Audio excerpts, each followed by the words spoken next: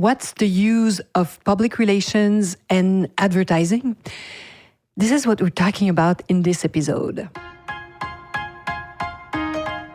Bonjour, hello everyone. I'm Nata, host of the Nata PR School podcast. You're a successful entrepreneur or marketing manager and you're about to launch a new product or service, or you've been selling your goods for quite some time, but you want to learn how to increase your visibility, get known, and reach more clients? At Nata PR, we deal with real clients every day and we'll teach you simple, fun, and honest PR solutions. You'll learn easy steps to combine PR to social media right now. Keep listening and let's get started.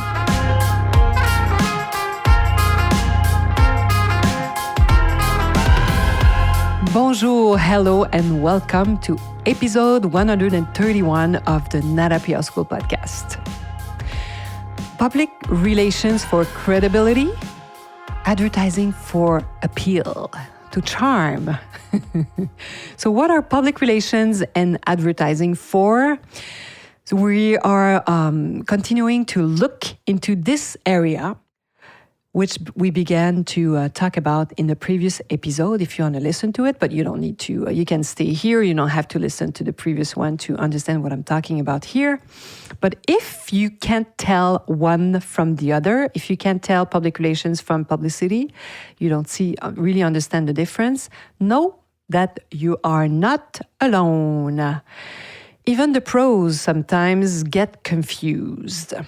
And for good reason, because you know why? People who study advertising, students in marketing programs and trainees, they often really learn so little about public relations in their coursework, in their program, because this is not what they are taught. They're taught publicity and marketing. And it's often considered public relations something that's not a major component of any marketing plan, which is a mistake, of course, as you can imagine. So they're only taught the basics of what PR is. So they explain the mechanism of public relation.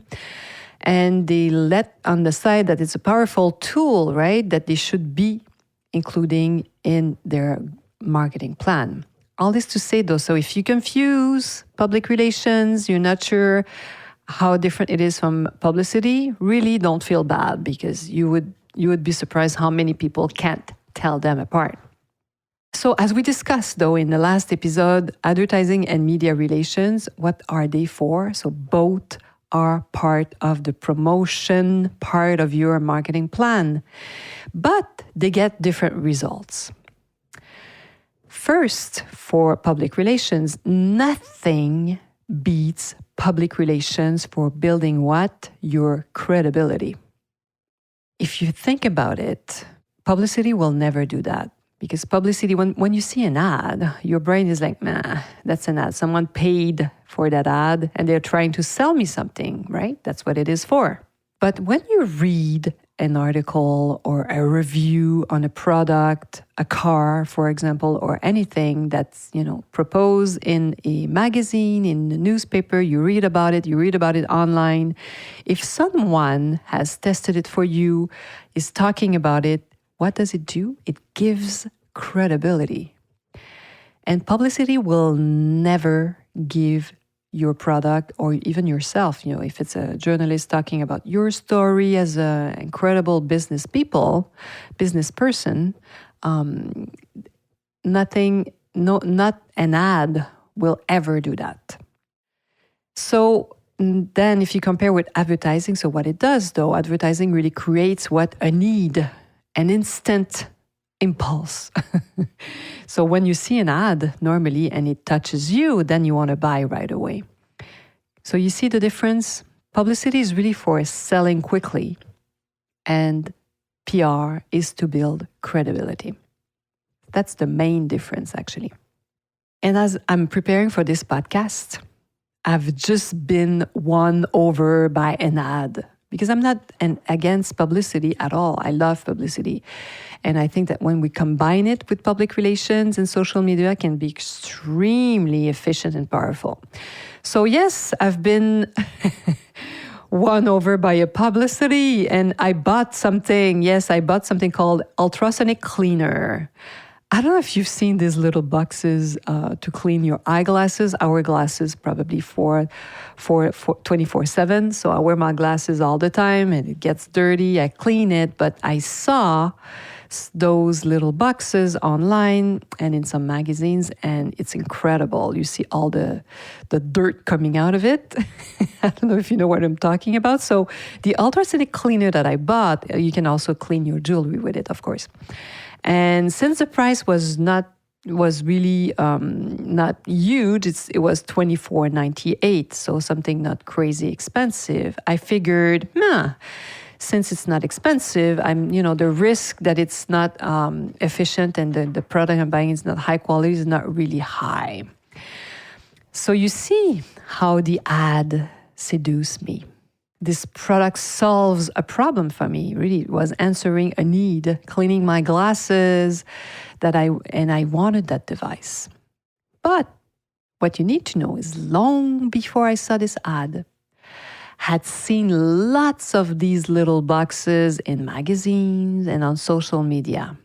You know those quick videos where you see, they show you how it works and you put water, let's say something is super tarnished and they put it in the water and you see instantly a cloud detach from the item and that something that floats around it and it becomes like really dirty and they lift it out and the jewelry is like sparkling again. It looks like brand new actually.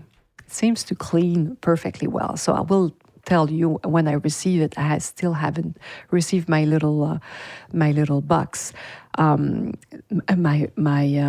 they call it again? They call it the ultrasonic cleaner. So when I have my ultrasonic cleaner, I'll make sure to test it and I will tell you if it's working or not.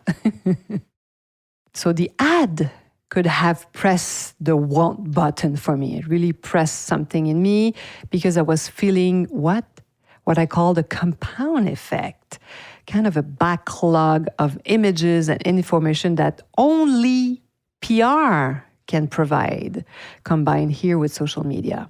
So this is where I'm going. So this ad, to me, when I saw it, I'm like, oh my God, I know this little box. I've seen it in magazines everywhere. I wanted one.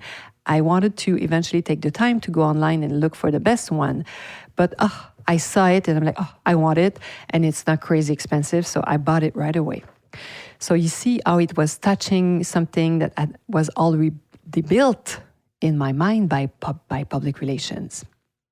And a couple years ago, we took the advantage of the opposite effect to grab the media's attention about what a steamer for soothing wrinkles out of clothing. And the brands were from Tefal and Rowenta.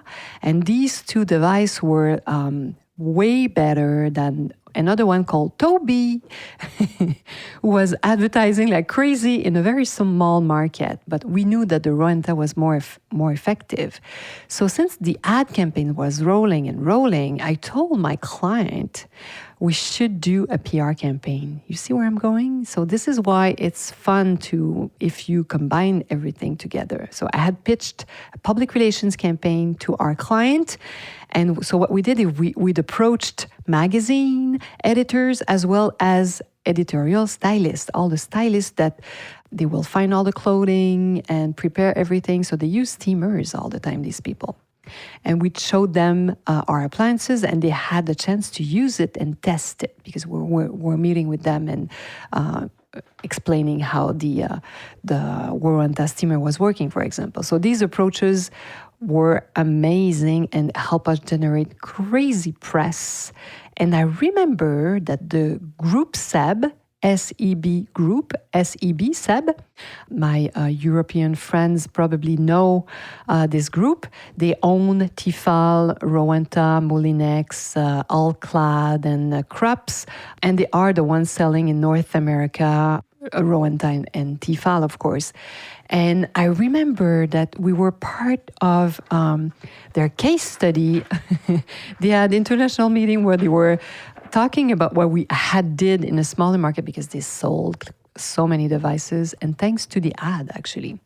So you see, when I talk about combining the strength of PR with social media and advertising, this is a perfect example. So take advantage of it, my friends. So if you are working on a marketing plan, how could you take advantage of a PR campaign combined to an ad campaign if you have a budget to do that, to do both? And how can you have your social media included to do what we call a 360-degree campaign? So hopefully this little PR podcast help you think about your marketing plan. I call it like the little PR break of the week, and hopefully you'll be joining me next week. À la semaine prochaine.